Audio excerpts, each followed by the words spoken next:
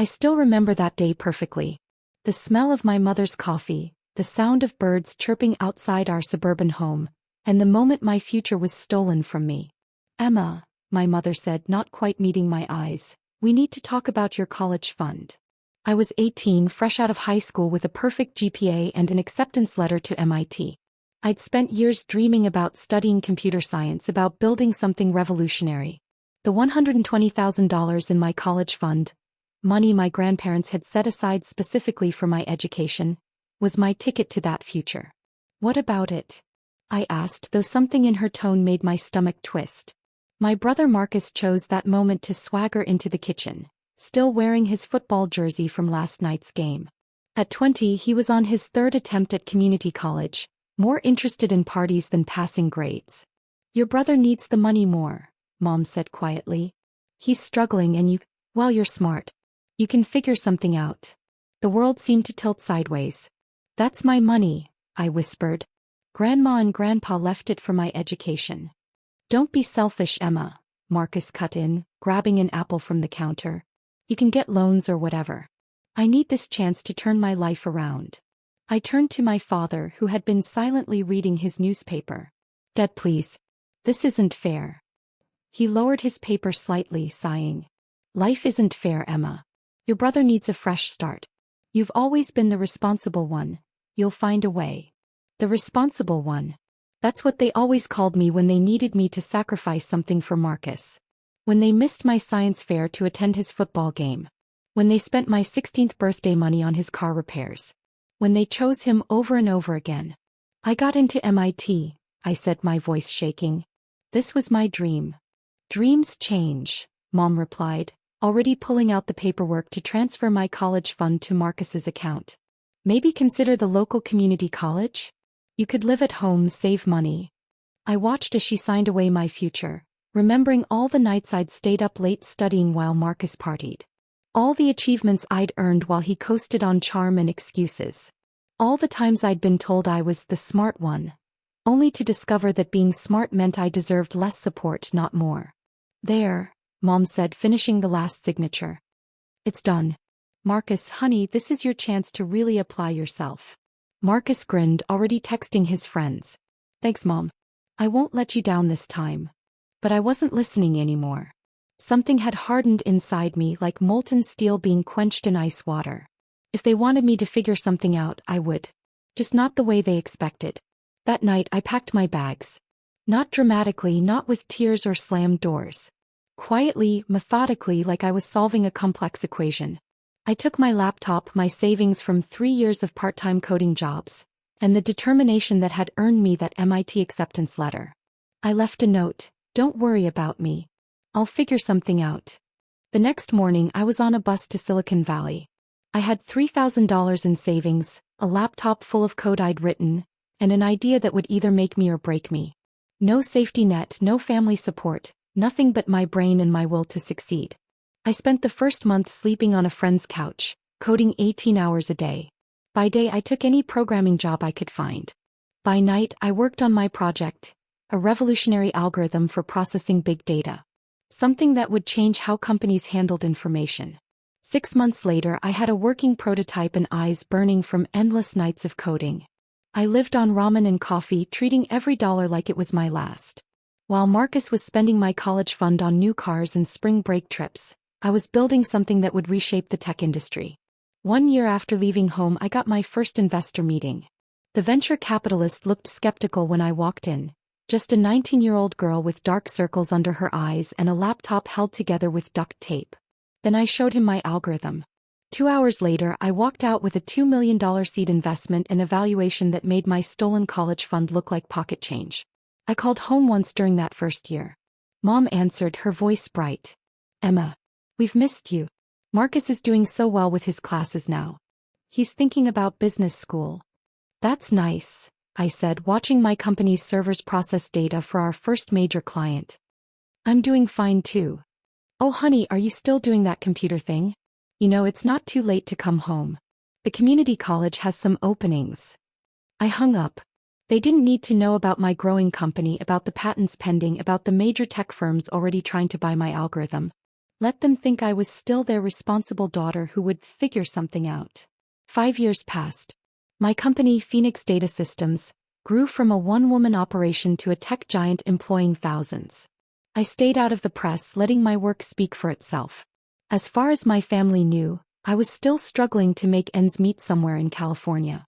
Then came the email that made me laugh out loud. From Marcus Williams, subject: Job application, business development position. Dear hiring manager, I'm excited to apply for the business development position at Phoenix Data Systems. I leaned back in my chair in my corner office 50 stories above Silicon Valley, reading my brother's resume.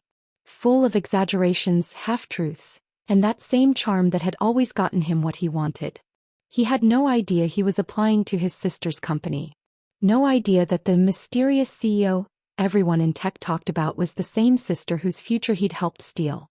My assistant poked her head in. The new hire orientation starts in 10 minutes. Should I tell them you'll be leading it today? I smiled, picking up Marcus's resume. Absolutely. I think it's time for a family reunion. The orientation room buzzed with nervous energy as new hires filed in. I watched through the one-way glass of the observation room, spotting Marcus immediately. He still had that same confident swagger, though his designer suit couldn't quite hide the desperate edge of someone who'd burned through too many opportunities. He's been here since 7 a.m., my assistant Sarah whispered, bragging to everyone about his natural business instincts and how he'll probably be running the place in a year. I smiled, remembering similar boasts from 15 years ago. Has he mentioned his sister? Once. Said she couldn't hack it in tech, and went back to working retail or something. If only they knew. Phoenix Data Systems had revolutionized data processing worldwide. Our technology powered everything from social media giants to space exploration. That MIT acceptance I'd once dreamed about? They now use my algorithms to process their research data. It's time, I said, straightening my blazer. Let's welcome the new hires. The room fell silent as I walked in. Most new employees knew me by reputation. The mysterious founder who'd built a tech empire from nothing. Marcus, scrolling on his phone in the front row, didn't even look up. Welcome to Phoenix Data Systems, I began, scanning the room. I'm Emma Williams, founder and CEO. The sound of Marcus's phone clattering to the floor was almost comical. His head snapped up, face draining of color as recognition hit him. Our eyes met for the first time in 15 years. Emma? He whispered, looking like he'd seen a ghost. Hello, Marcus, I replied calmly. Interesting resume you submitted. Though I notice you left out some details about your educational funding. The other new hires looked between us, confusion turning to interest as they sensed drama unfolding. Marcus stood up, trying to regain his composure. This is some kind of joke, he stammered. You can't be. I pulled up his application on the presentation screen. Marcus Williams, 3 attempted business degrees, funded by a transferred college fund of $120,000. Current status, incomplete. Interesting investment return. That money was mine, he blurted, then immediately realized his mistake as murmurs rippled through the room. No, Marcus. It wasn't. I clicked to the next slide. My company's current valuation. That money was meant for MIT. For someone who would figure something out. And I did. The number on screen made several people gasp. $50 billion. My stolen college fund multiplied by over 400,000 times. Everyone except Mr. Williams is free to proceed to their department orientations, I announced. Sarah will guide you. As the room emptied, Marcus stood frozen, staring at the valuation number like it was written in alien script. Sit down, I said, taking my own seat. Let's discuss your application. He collapsed into his chair, his carefully constructed confidence crumbling. Emma, I didn't know. Clearly. I opened his file. Your resume claims you have extensive experience in corporate development. Would that be the 3 companies that fired you, or the failed startup you abandoned after burning through Dad's retirement fund? He flinched. Look, about the college money. Ancient history, I cut him off. I'm more interested in the present. Like why you applied to my company. I didn't know it was yours. I needed a job. Things haven't been. He trailed off, looking down at his expensive but slightly worn suit. Haven't been what? Easy. Did you run out of other people's money to waste? His head snapped up. That's not fair. Life isn't fair, I echoed our father's words from 15 years ago. But it is poetic. You took my college fund because you needed a chance.